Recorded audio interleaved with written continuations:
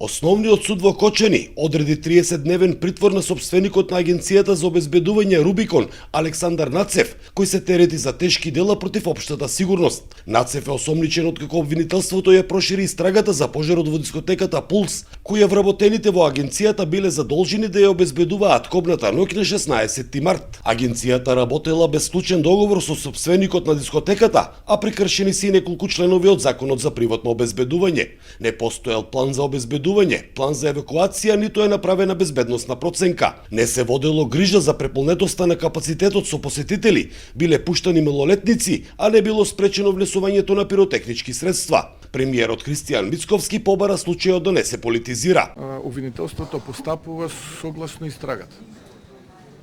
И тоа што бара обвинителството од Министерството за внатрешни работи, тоа и Министерството за внатрешни работи го испорачува.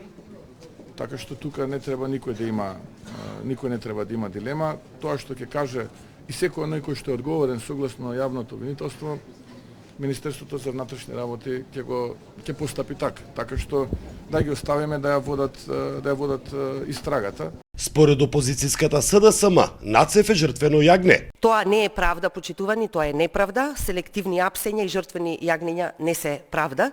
Правда ќе има кога ќе има истраги и одговорности за оние кои денес се под закрила на премиерот, а се друго сметаме дека е глумење, сметаме дека е замајување на јавноста и сметаме дека е едноставно бегање од одговорноста која што ја имаат директно функционери кои што се блиски до структурите на ВМРО-ДПМН.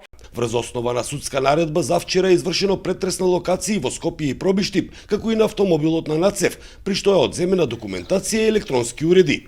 Во досегашната истрага за тешки дела против општата сигурност, осомничени се вкупно 46 мина. Истрагата продолжува и за 14 полициски службеници, за кои се уште се собираат докази. За Сител, Трајан Ристовски.